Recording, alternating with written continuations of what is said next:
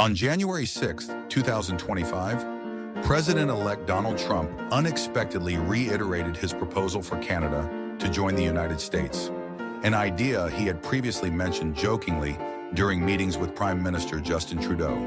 However, with Trudeau's official resignation, the notion took on a more serious tone. To fully grasp the complexity and implications of this proposal, we must revisit a significant historical event, the War of 1812, where the U.S. and Canada clashed directly on the battlefield. Causes of the War of 1812. The War of 1812 between the U.S. and the British Empire, with Canada as the primary battleground, stemmed from several intertwined causes.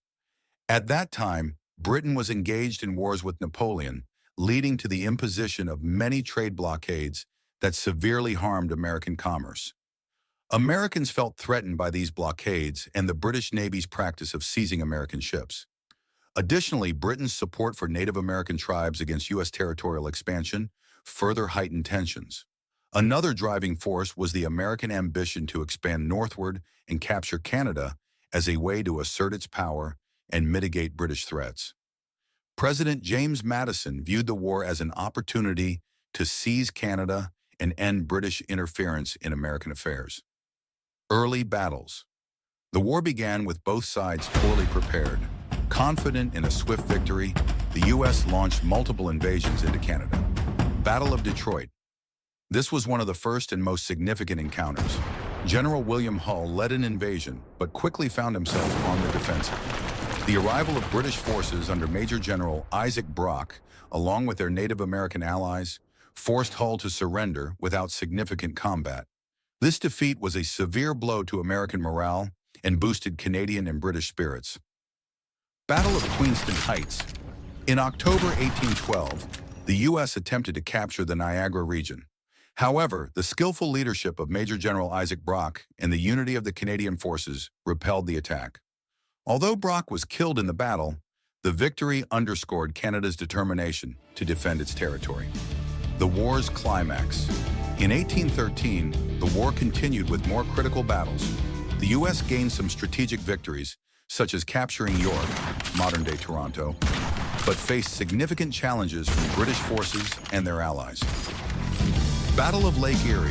One of the pivotal naval battles occurred in September 1813, when the U.S. Navy, led by Oliver Hazard Perry, defeated the British fleet. This victory gave the U.S. control over Lake Erie, facilitating further campaigns in the West. Burning of Washington, D.C. In 1814, the British intensified their attacks, culminating in the burning of key buildings in Washington, D.C., including the White House and the Capitol. This was one of the most humiliating moments in American history, highlighting the vulnerability of its government during the conflict. Peace and consequences. The war ended with the Treaty of Ghent in December 1814, restoring pre-war borders and leaving territorial boundaries unchanged. However, the war had profound consequences for both nations. Canada. The war solidified Canadian national identity and pride in successfully defending their territory. It also highlighted the critical role of Native American allies in the conflict, though they suffered significant losses. U.S. Despite failing to capture Canada, the U.S. viewed the war as a testament to its resilience and sovereignty. The conflict spurred industrial and infrastructural development and strengthened its military capabilities.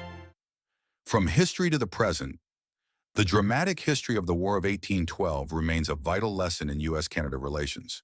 When Donald Trump proposed the annexation of Canada in 2025, he reignited memories of the turbulent past between the two nations.